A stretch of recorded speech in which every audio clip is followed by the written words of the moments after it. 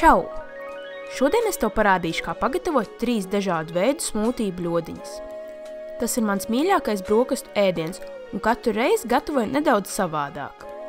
Un te es īsi pastāstīšu par dažām mīļākajām sastāvdaļām, kuras es izmantoju, lai pagatavotu smūtiju bļodiņas.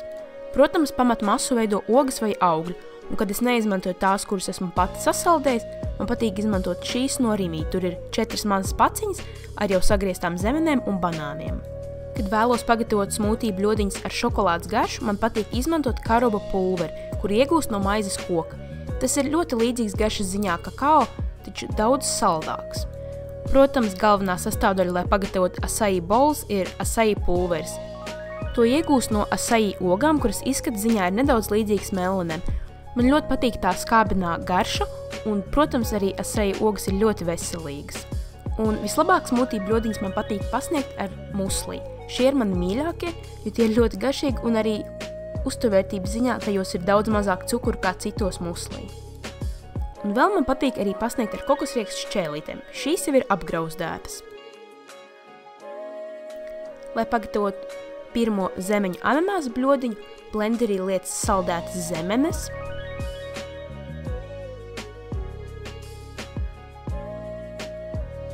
divas trešdaļas banāna, saldētus ananāsu gabaliņus,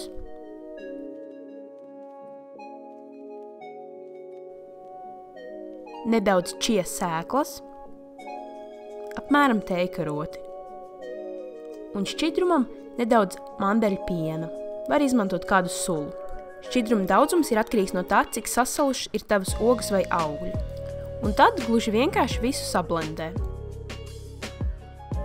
Starp citu, noteikti apmeklē manu blogu, kurā ir uzrakstītas recepts, un es pastāstu vēl nedaudz sīkāk par smūtiju bļodiņām. Links video aprakstā. Masu izliec kādā lēzenā bļodiņā, izlīdzini un vari sākt dekorēt.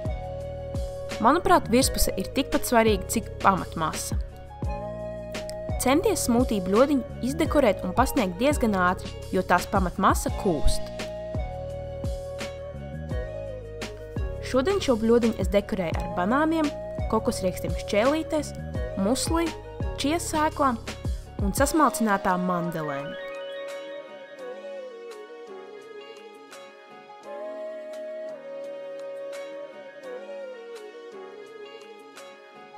Kā nākamo es tev parādīšu, kā pagatavot populāro acai bļodiņu. Sāc ar mango sagriešanu. Vertikāli griežot, tam nogriez 2 sānu malas, vidū atstājot kauliņu.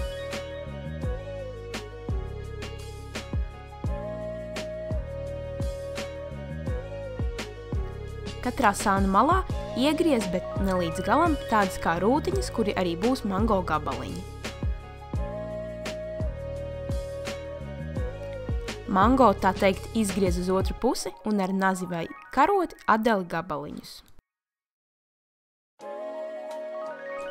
Šos skaistos gabaliņus es izmantošu bļodiņas dekorēšanai, bet to mango daļu, kas ir apkārt kauliņam, es sagriezīšu neregulāros gabaliņos un izmantošu pašas acai bļodiņas pamatmasas gatavošanā. Blenderī liec iepriekš sagriezto mango, saldētas zemenes, saldētas mellenes, saldētu banānu, nedaudz čija sēklas un apmēram ēdamkarot acai pulveri. Jo vairāk to liks, jo skābenāka garša un izteikti violeta būs tavu acai bļodiņa. Un vēl, protams, vajag arī nedaudz šķidrumu. Es šodien izmantoju ļoti maz mandeļu pienu, jo man jau bija svaigs mango, kas padara bļodiņu netik biezu. Visu masu kārtīgi sablendē un liec kādā bļodiņā. Dekorē ar iepriekš sagriezto mango, tavu mīļāko musli, kokosriekstu šķēlītēm un svaigu banānu.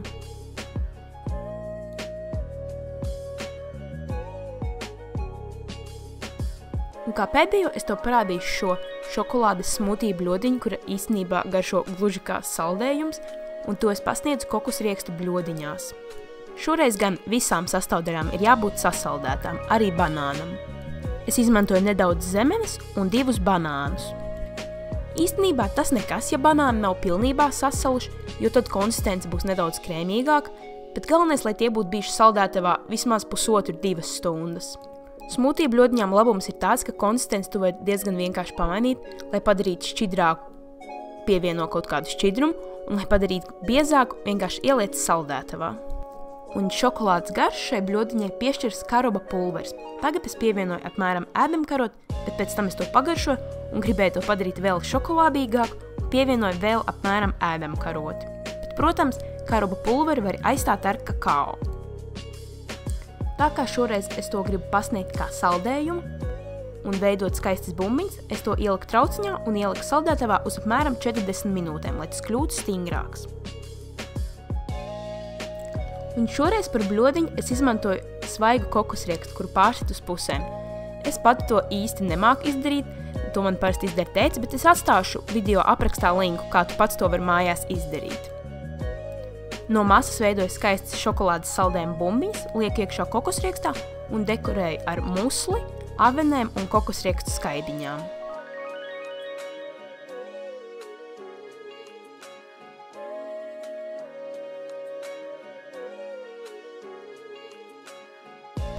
Un lūk arī gatavās kokosriekstu bļodiņas ar šokolādes, tā teikt, saldējumu. Manuprāt, garšo ļoti labi un arī izskatās ļoti interesanti.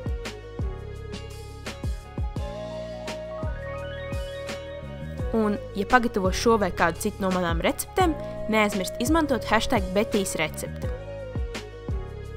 Ceru, ka tev patiks šis video. Uz tikšanos nākamajā!